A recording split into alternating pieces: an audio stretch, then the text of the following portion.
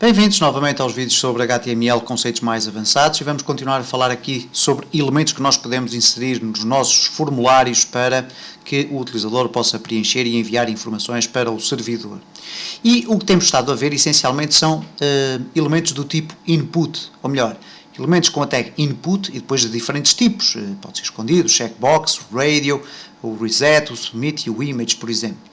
Ora, nós vamos limpar aqui um pouco tudo isto que aqui temos. Eu vou, por exemplo, eliminar aqui o image. Vamos eliminar aqui uma série de elementos que não nos interessam, porque vamos aqui adicionar mais alguns e depois poderíamos ficar com um formulário extremamente extenso que não nos interessa. Vamos aqui eliminar bastante até. Vamos aqui eliminar até o hidden, ok. Ou hidden, como lhe quiserem chamar. Vamos ver o que é que acontece neste caso, porque temos agora aqui um formulário praticamente vazio. Cá está, preencha cuidadosamente o formulário que se segue e não há formulário. Ora, nós reparamos então, se quiséssemos utilizar aqui uma text box, neste caso, nós colocaríamos input type igual a text. Depois, por exemplo, o max length, ora, max length,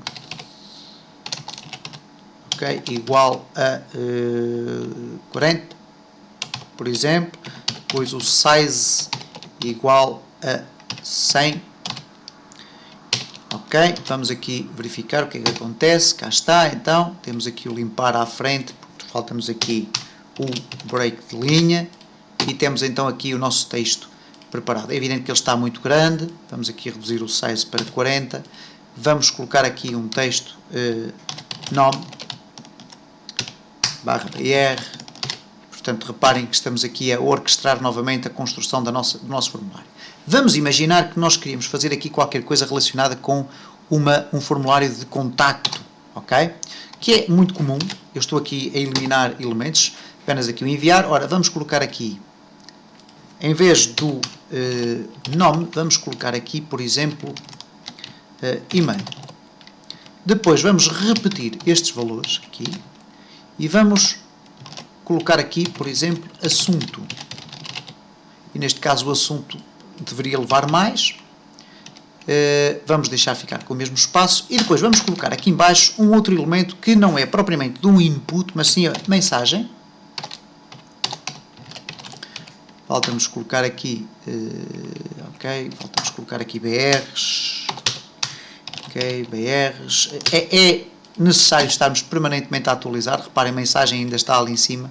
Vamos ter que a colocar em baixo, /br, ok, cá está a mensagem em baixo. E agora vai-nos faltar aqui então um espaço para escrevermos a nossa mensagem. Ora, o problema agora é que nós iríamos utilizar aqui um input, por exemplo, se fosse um input deste género. Mas reparem o que é que acontece. Temos aqui a mensagem e temos apenas um espaço de uma linha para colocar a mensagem. O que eu quero utilizar é um espaço maior, ok? Uma caixa maior onde o utilizador possa escrever em múltiplas linhas. Então, nós podemos utilizar aquilo que se chama uma text area, ok? E uma text area, contrariamente ao que acontece com estes valores de input, não se começa por designar por input, mas sim text area.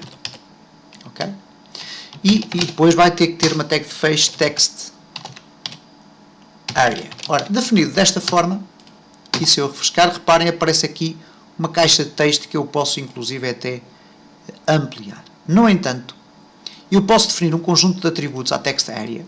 Aliás, há atributos aqui que eu não defini, como por exemplo o ID, neste caso, ou o name igual a neste caso text email. Isto para nos habituarmos, isto não é importante para este conjunto de vídeos, mas para nos habituarmos a utilizar este tipo de atributos, porque eles depois serão essenciais para as linguagens que nos irão suportar o tratamento dos dados, ok? Então aqui na mensagem eu vou simplesmente colocar aqui no text area, vou abrir aqui um espaço, eu posso colocar o text area aqui comprimido e depois vou colocar aqui, por exemplo, o name, texto área, por exemplo, ok?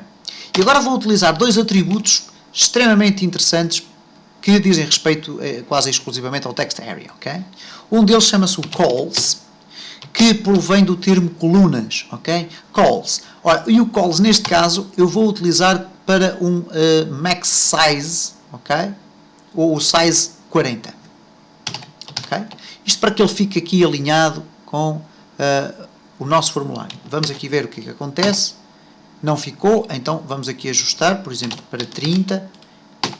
E reparem que com ligeiros ajustamentos nós vamos conseguir, mais ou menos será 31, porque obviamente será 31, ora cá está, 31, e portanto temos aqui ajustado ao tamanho. E agora podemos utilizar aquilo que se designa por rows, isto é, linhas.